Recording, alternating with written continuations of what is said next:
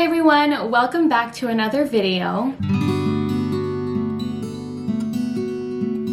So a few weeks ago on my Instagram story, I asked what types of content they would want to see on my YouTube channel this year, and one of them answered wondering how I even got into fashion design in the first place. So I thought that would be a great topic to start off the year with. In this video, I'm going to walk you guys through the different, milestones I had in my fashion design journey, like when I started sewing, when I started pursuing it as a career, where I studied for fashion design, and I guess how I started my brand.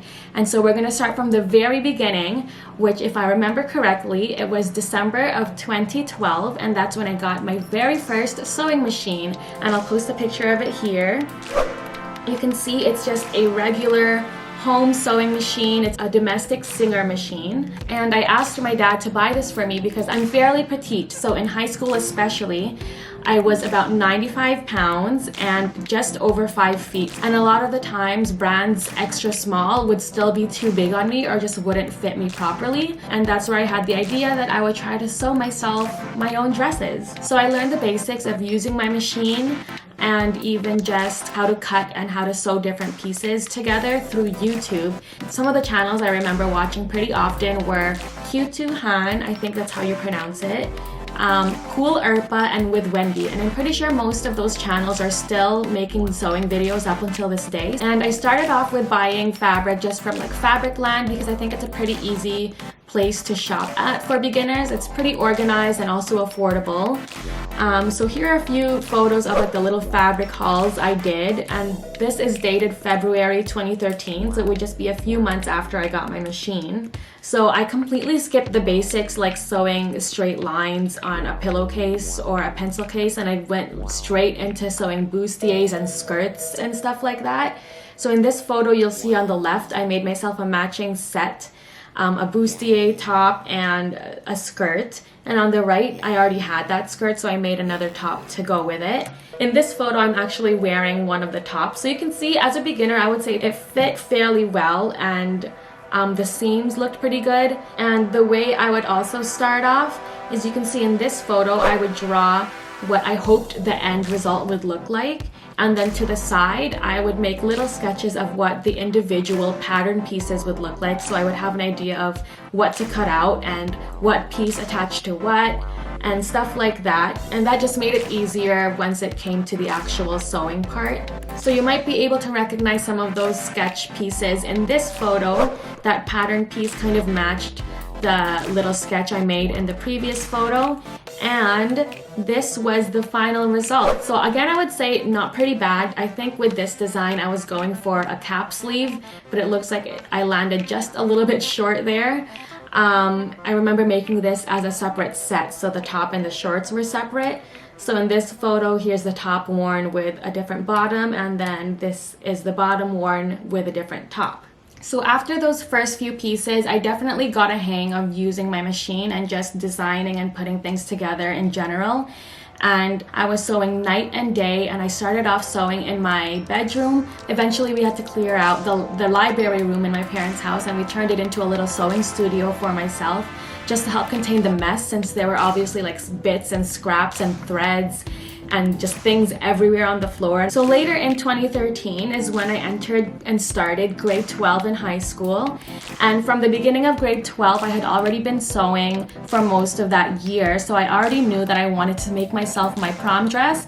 And also by then, most of my friends knew that I was pretty good at sewing, and so I had a lineup of people ready to make prom dress orders with me. So here is a photo of myself with my friends who also wore Jillian Joy for our prom. I remember I ended up hating my own prom dress looking back at it, because I actually finished sewing my own dress on the day of my prom, since I was so focused on finishing all of my other friends their prom dresses before prom. So I don't actually know where my prom dress ended up. I have no idea where it is right now. I have a feeling I probably threw it out.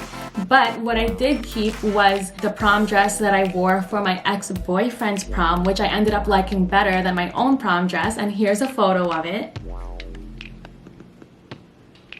And I do have it with me so I can show you guys what my work looked like in that first year of sewing up close. So here is the actual dress. It had some pretty intricate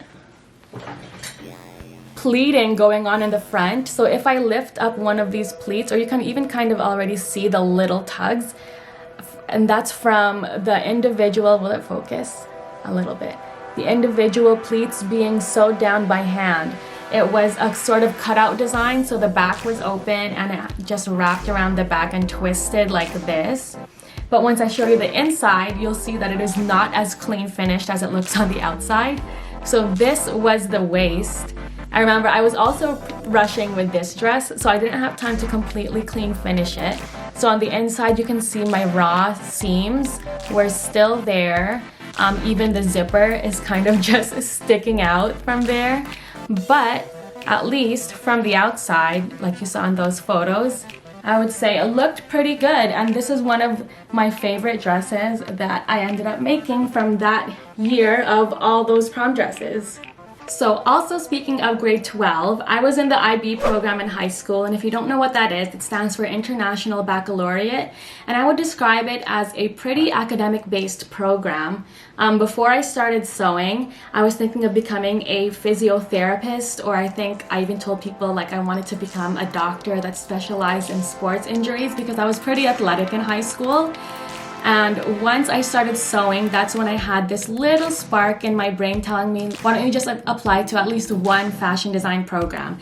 So I ended up applying to Ryerson Fashion along with 3 other science-based programs. And so I ended up getting accepted to all of the programs I applied to, but by then I already knew that I really wanted to pursue fashion design. And thankfully my parents were really supportive and they encouraged me to just choose what I loved doing. So I chose to go to Ryerson University for the fashion design program. Fashion design at Ryerson is a 4-year-long program, and I started in September of 2014. I remember it being a struggle for me at first because we used these industrial machines. Let me see if I can tilt the camera down a little.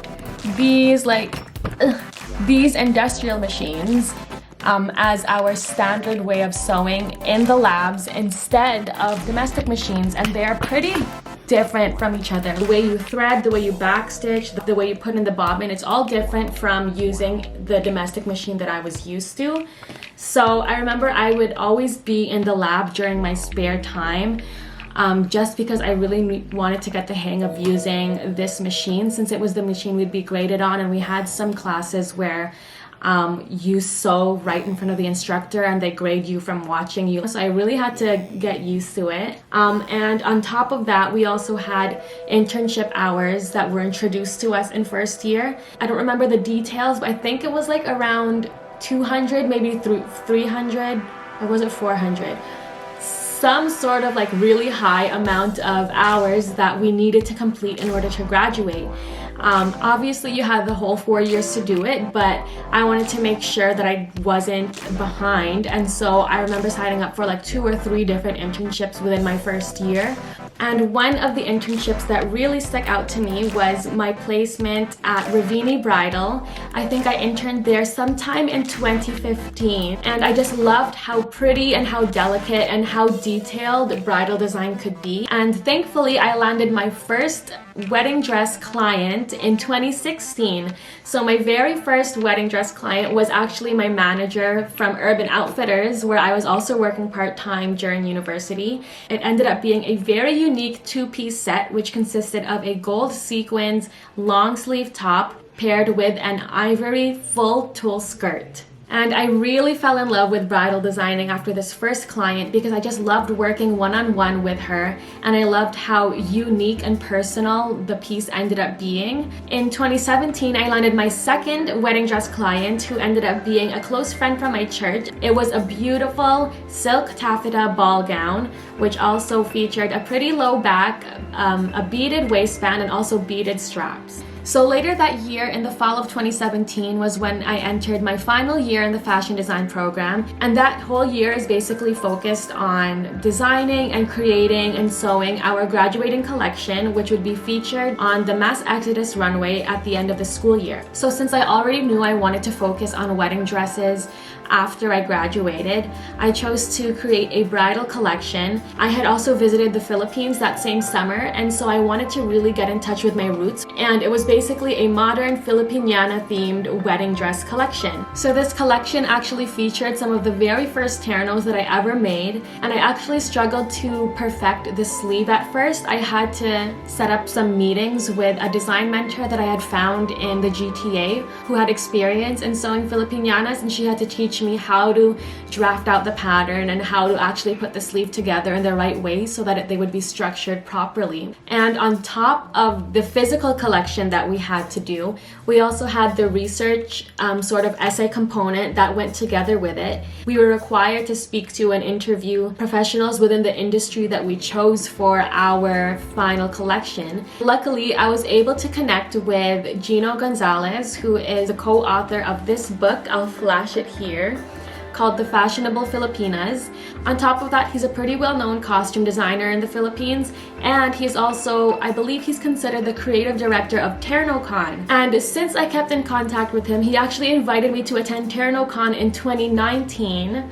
So being able to attend that conference is what really deepened my passion for the terno and for modernizing it and bringing it back into our everyday wear and special occasions today. So right when I got back from the Philippines, I sewed myself this dress, which you guys might recognize, which was actually the first terno that I made for myself. And after posting this dress on social media, like on my Instagram, that's when I started getting more requests for the terno for custom designs.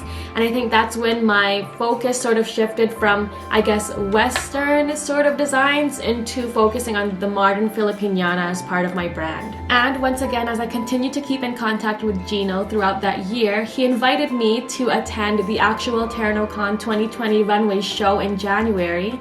So I flew back to the Philippines with my dad and was able to attend the runway, which was filled with so many beautiful and innovative modern designs of the terno. And you might recognize these photos, which is what I made myself to wear to TernoCon.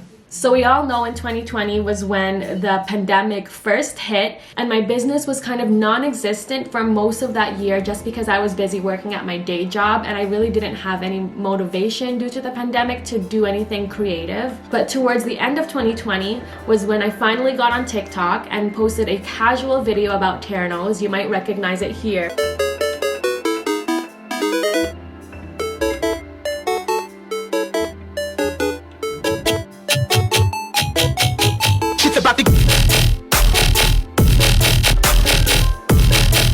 And through that TikTok, I was able to gain a lot of new followers and a lot of new customers who were actually requesting more casual, everyday wearable versions of the terno, because at this point I was still focusing on more formal and bridal sort of pieces. And so by the end of 2020, I launched my very first little collection of ready-to-wear terno tops.